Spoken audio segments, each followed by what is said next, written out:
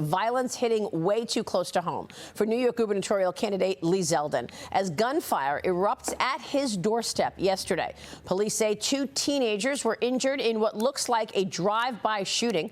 Zeldin's teen daughters were at home at the time, just feet away. New York Congressman Lee Zeldin joins us right now. Congressman, thanks so much for being here this morning. How are you doing? How is your family this morning? The girls were definitely shaken by what happened yesterday. My wife and I had just left the Columbus Day Parade in the Bronx yesterday when we received a phone call from Michaela. We have identical twin 16-year-old girls. Michaela was freaking out. Ariana is in the background on the phone with 911. At 2:18 p.m., shots were fired. By 2:19, my girls were calling 911. They were just sitting there at the kitchen table doing homework when all of a sudden they're hearing gunfire. One of the bullets landed about 30 feet from where they were sitting. 2 people were shot laying down just about 10 feet or so from where they were sitting. As soon as the girls heard the gunfire, they heard the screams. They went upstairs. They locked themselves in the bathroom. They called 911. They called us. And, you know, thank God it wasn't worse. But, I mean, literally crime showing up at our front doorstep. When we were getting back to our house, we had to go through crime scene tape. We were being told to be careful where we're walking because law enforcement was finding blood on our property. We opened up our security camera footage, and then we see them all across, these 3 people across our security camera footage. So we worked with law enforcement. But my daughters, they certainly were champs in how they responded to this very swiftly and very smartly. Oh, they really are. I'm just praying for them and your family and the people of New York. What do we know about the shooters? I don't know anything about the shooters, to be honest with you. I know that the Suffolk County Police put out a press release that said something about the shooting coming from a black vehicle. I do know that from our security camera footage, we do have different vehicles passing by our property. So hopefully that's enough of a lead where the law enforcement is further along than what I'm aware of. But I don't know who shot these 2 people. I don't know what the motive was. I've seen some reporting that it was gang-related, but that's just from some of the reporting I've seen. That I did not actually hear that yet from Suffolk County Police Department directly. Well, I mean, Congressman, this is just ironic that this happens right at your doorstep, and your priority in running for governor has been to get safe streets back again in New York. You said on day 1 you're going to fire the DA who has enabled this cashless bail to continue, where you've got criminals committing crimes, murder, attacks, and they get processed, and then they're back on the streets to do it again hours later because of that cashless bail. I mean, 24 hours to the minute earlier than when this all went down, I was sitting right there on that porch doing an interview with Miranda Devine. And I called up Miranda last night to fill her in. I mean, there was a person who was laying down right under where she was sitting interviewing me, where we're having an interview about crime. And just yesterday, there were other crimes. Somebody got stabbed on a New York City subway. Someone else got slashed in the East Village. We can recap the amount of crime from the last week and a half, and you'd think that we're recapping the amount of crime around this state over the course of the last year. There was a woman who was murdered last Wednesday in the Buffalo area in front of her 3 kids by her husband. Her husband, the day before, was arrested, charged with a slew of domestic violence offenses, released on cashless bail. That's on Tuesday. On Wednesday, she gets murdered in front of her 3 kids. She was wearing a bulletproof vest. We know about the Marist dad from Long Island who got shot and killed while getting a cup of coffee and checking out of a hotel on Parents' Weekend. The Green Goblin gang, the 4 people who got stabbed with the knife attacks last Thursday in a period of about 10 hours on the New York City subway.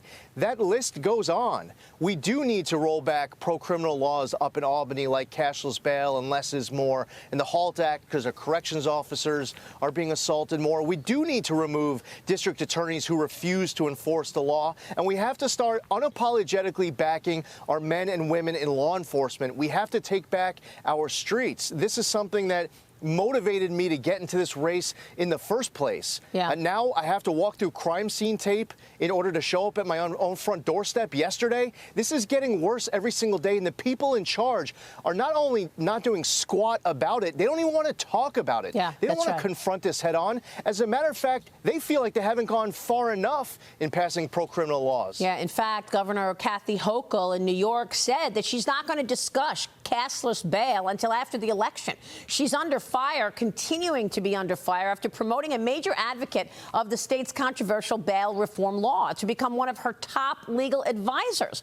According to LinkedIn, Joshua Norkin, the former project coordinator for the Decarceration Project at the Legal Aid Society, was promoted in July. Your reaction to that? And Congressman, have you ever seen New York in such a position? Have you seen it this bad before? No, absolutely not. Not in my lifetime. And listen, I was younger when the stories from the 80s were impacting families inside of New York City very hard. I saw an interview over the weekend with former Democratic Governor David Paterson, who was reflecting on the 80s and 90s when the violence was bad then. And he says he feels more unsafe today than he felt unsafe back then in the 80s and the early 90s before Rudy Giuliani had first come in. So now Kathy Hochul becomes governor. Her first big decision is to pick a lieutenant governor. She picks Brian Benjamin, who was, on top of the scandals that led to his arrest and resignation, he was the champion of the defund the police movement. Now you have this new story of this person who's getting elevated, promoted inside of Kathy Hochul's inner circle, this council. And he's a champion of the defund the police movement. So I believe that cashless bail should be repealed, that judges should have discretion to weigh dangerousness. Kathy Hochul, as you pointed out, is saying essentially you have to elect her to find out where maybe she will stand on the issue in January. And she also says there's no data to support it. Well, when you talk about data and statistics, there are 3 kids who are not going to be growing up with a mother in the Buffalo area because they watched her get murdered last Wednesday because of cashless bail, because judges don't have discretion to weigh dangerousness. Unbelievable. I know the cashless bail is largely behind all of this and just bad policy in New York. But what about the wide open border? 5 more migrant buses arrived in New York's Port Authority so far this morning. We're seeing a continuation of illegal migrants coming into New York. Where are they going? What's your take on this, and what will you do about it? Well, we have the people who are arriving by bus. People are continuing to arrive by airplane. That they're being flown in by the Biden administration. That's been going on for a lot longer than these buses have been coming in. Now, if you're the governor of the state of New York, I want to know where they're coming from, who they are, where are they going. There isn't that call for action, for transparency coming from the governor directly. Now, what should you, as the governor, do is call in the Biden administration, pick up the phone, call them to secure our southern border. Because if you deal with this today, it's only going to get worse tomorrow if you don't finish construction of the border wall, end catch and release, enforce the Remain in Mexico policy, support our Customs and Border Patrol agents, and stop incentivizing and rewarding illegal entry. It's not just about people coming, but also things like fentanyl killing our kids. Yeah, it's not just a safety issue, although that's the #1 issue for New York families, but it's also an economic issue, right, Congressman? I mean, people are fleeing this state in droves and going to places like Florida because of the crime issue, not to mention the economic issues. But that's going to be an economic issue that you'll have to deal with should you become governor, the fact that budgets are getting hit because everybody's leaving. New York leads the entire nation in population loss because New Yorkers are hitting their breaking point.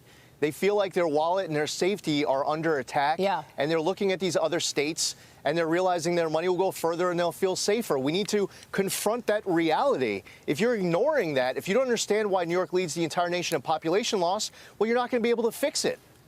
Yeah. Congressman, it's good to see you this morning. Thanks very much. Congressman Lee Zeldin, our prayers are with your family and constituents in New York dealing with this horror show.